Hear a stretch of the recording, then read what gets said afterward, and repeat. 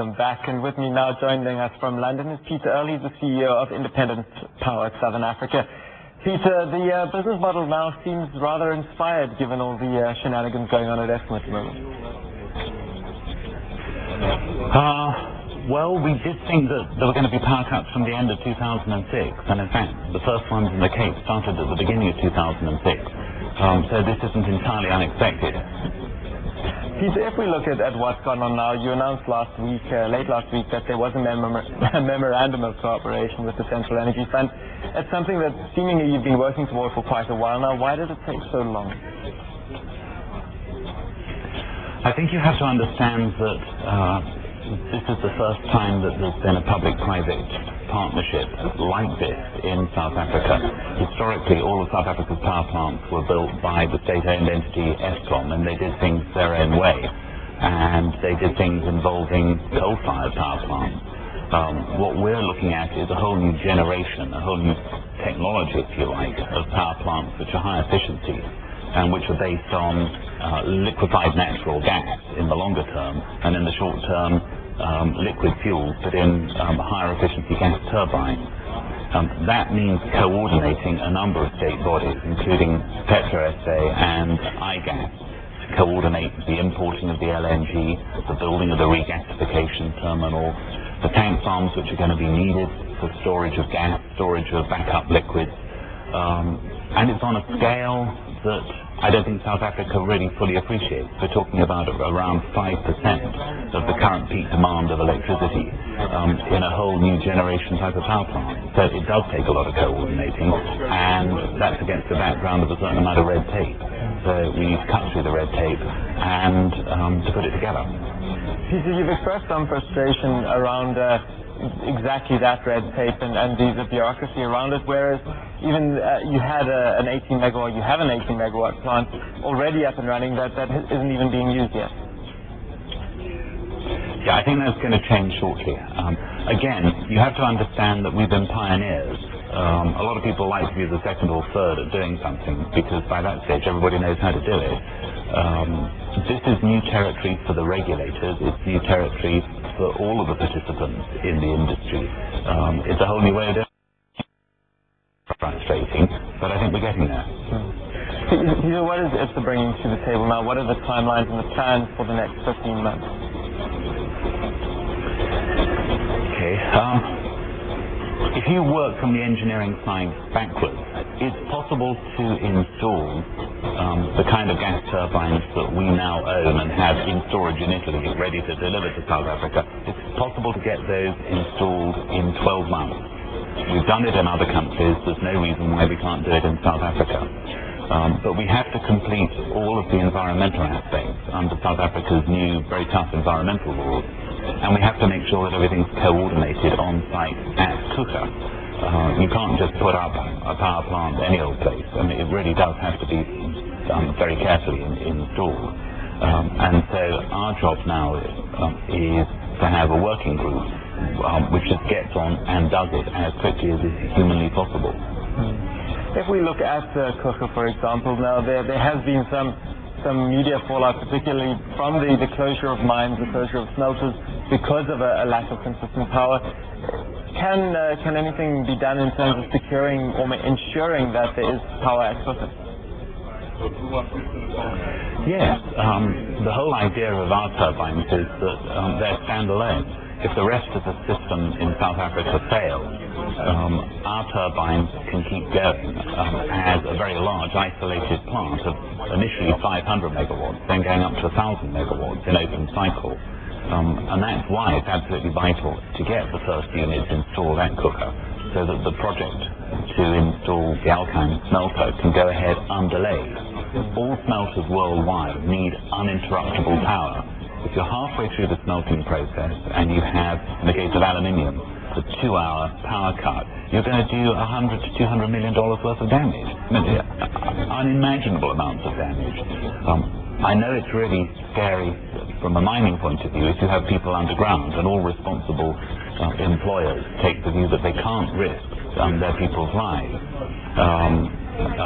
That's probably of greater value than money, but in terms of dollars and cents, breaking a new smelter because you've run out of power when it's under load is right up there in terms of the really bad things in your life you just don't want to do. So if we look at the economic cost of these mine closures, is surely going to be, or it's going to increasingly grow as time moves on, but are there any other solutions to this problem that might cost a little bit more money, the likes of kind of movable barges with generation capacity on them that could be rented? Are there any other ways of bringing power quickly into the country that might help alleviate some of these problems?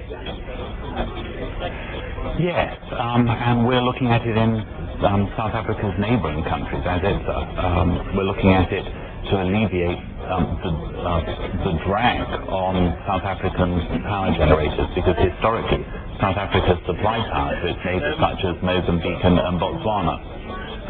So that is something that we're looking at. So in the short term, if you can reduce the demand from the non-South African consumers of Eskom, that helps. And one of the ways that they're looking at doing it is introducing emergency power, where you take a 5 or 6 month view and you say, we have to get 250 megawatts in, and we're going to run it on liquid fuel, and it's going to be expensive. But it means that all the must-run elements of that country, the hospitals, the air traffic control systems, the things that just must not be interrupted, that they can run using machines which we just airlift in if necessary. We can do that. We can bring in aeroderivatives. We've got options over LM6000, which jet engines, the kind that you find on 777. We can do all of those things, but there has to be the political will and the recognition that if you're going to bring in emergency power, it is expensive and it's outside the norm. It's not what you want to do in a day-to-day case, but we're not talking day-to-day at the moment. But possibly when you've got possibly something better than closing the mines, for example. You have to close the mines if you... But then it's a matter of coordinating. What are the priorities? But you're talking for days. You're not talking forever. There are short-term solutions which can be brought in very quickly, but you don't want to mess with people's lives. Equally, it's the same with hospitals. You're messing with people's lives if you cut them off. And you have to have uninterruptible sources of supply, and you have to have priorities. And it's a matter of focusing on how we can add new capacity to meet the priority demands in South Africa and South Africa's neighbouring countries.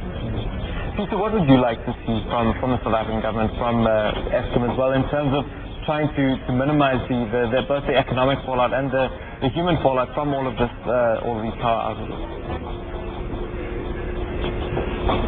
I think greater coordination is needed. As with any crisis, to begin with, you don't realize there is a crisis, and so you try the normal tried and tested solutions that have worked in the past. But South Africa's never been in the position where it has run out of power generation. And the only way to solve that is to add new power generation quickly. That will mean the kinds of machines that, from a strategic point of view, maybe Eskom would have preferred not to have installed in its park. Eskom prefers coal-fired plants. It has a series of technologies with which it's comfortable. The kind of short-term solutions, though, that we're talking about involve liquid fuels, using gas imported from Mozambique, involve liquefied natural gas. We can get the LNG in faster using LNG regasification barges, like they're now installing in Chile, where they've got exactly the same problems in the mining zones up in northern Chile, with power cuts and mines having to close temporarily. You can come up with the solutions fast, but there has to be coordination. Peter, just to close off with quickly, what timeline would that be? How long would it take before we could get those sorts of solutions in, at least for the short term?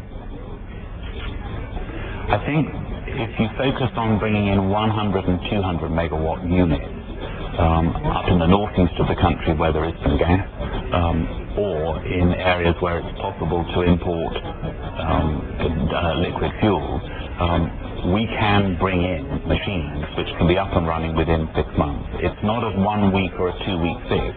but it's definitely shorter than the 5 to 7 years that it takes to build a new coal-fired plant. You need those coal-fired plants anyway, but you also need marginal plant, which can be turned on and off when it's absolutely needed. And that's the shortage that there is in South Africa today. Earl is the CEO of it, and that share price up over 60% in the last few days, so clearly somebody is liking that possibility. That's all from Power Lunch in association with Money. We're now crossing to CNBC Europe for Power Lunch Europe with Teresa Boyson, CNBC Africa, back at 4 p.m. Central African Time with regional updates.